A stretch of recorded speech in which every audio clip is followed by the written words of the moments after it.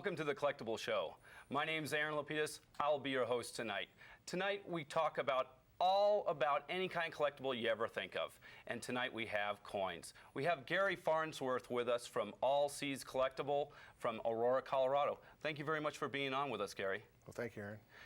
You know, coins have been my love for years, and ever since I can remember of collecting my allowance and going down to some of the coin shows, I've been able to get some great coins, but never knew really anything about them. And I feel very lucky to have you on the show today. Tell me about the different mints that coins are generated from or produced. Well, the Denver and Philadelphia mints make the coins for circulation that you see in your pocket. The other mints are San Francisco, which are made, just the proof coins are made there for collectors. What makes a coin valuable? Well, there's three basic things.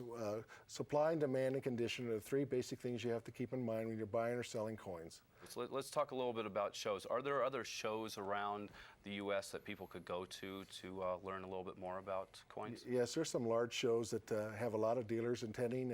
There's one in Long Beach, and there's one down by the A&E down in Colorado Springs that puts on twice a year. Okay. Usually there's a small fee to get in, but you'll see lots and lots of different dealers, lots and lots of different coins, large selection to choose from. And then what about museums? I know Carson City, you said earlier, was a good museum. Yes, Carson City is a good museum. Also, the A&E down in Colorado Springs is a wonderful museum, has lots of coins and currency, and a wonderful library. If you want to look your coins up, they'll actually let you use the library to look things up. Great. We have two books. If you can tell me a little bit about the two books that I'm putting on out. We have the blue book and then the red book. So tell me, why would somebody want to get this great blue book? Well, the blue book is wholesale values, basically for what dealers will pay for your coins. Mm-hmm. If you're thinking about selling an estate or coins, you can use the blue book to get an idea. It's just basically a guide, like all books are, just guides. All right, I'm going to put this book down and then go to the red book. The red book is a retail book. In other words, what dealers sell coins for. There again, it's just a guide. Sometimes it's correct, sometimes it's not. It's just to give you an idea what your coins are worth. If you wanted to insure them for insurance's sake, get an idea what your value of your estate would be, then that would be the book to use. Let's talk about finding coins. We told the viewers a little bit about museums and books.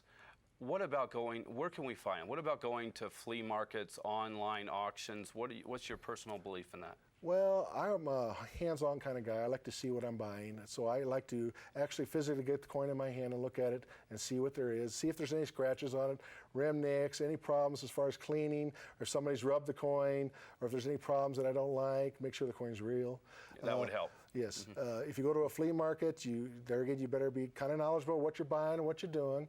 Online, again, you're looking at a photograph, which is one-dimensional. They're good for finding stuff that you can't find locally. It'd be a very good place to find different things. Okay. Tell me a little bit about the things that you brought along, and why is it important to seal them properly? Well, oxidation is a terrible thing for metals, and so you want to try and keep the air away from the metal, no matter what kind of metal it is, because it'll cause the metals to tarnish and to spot and do nasty things to your coins. All right, so it doesn't matter that on this little plastic sleeve that I have showing right now that it's not airtight. Not really. For short-term storage, it's okay. There is holders that you can buy that are airtight if you want to store for long-term storage. What would you think about taking silver polish to some of these coins, or copper polish? Well, if you do that, you're going to basically ruin your coins. You should never clean a coin. Only professionals should look at a coin and tell you what you should do or not do with a coin. I recommend you not do anything to it. It's better than ruining it.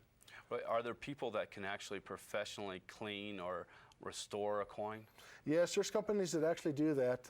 You'd have to talk to your local dealer and see what he recommends. Most dealers around the country will have a good idea what you should do and what you should not do with your coins. I really appreciate you coming in on the show right now with All Seas Collectibles in Aurora, Colorado. And I want to thank you, the viewer, for watching the show. And remember, everybody's trash, it has to be somebody's treasure. So keep collecting. Thank you very much for viewing us tonight. See you next week.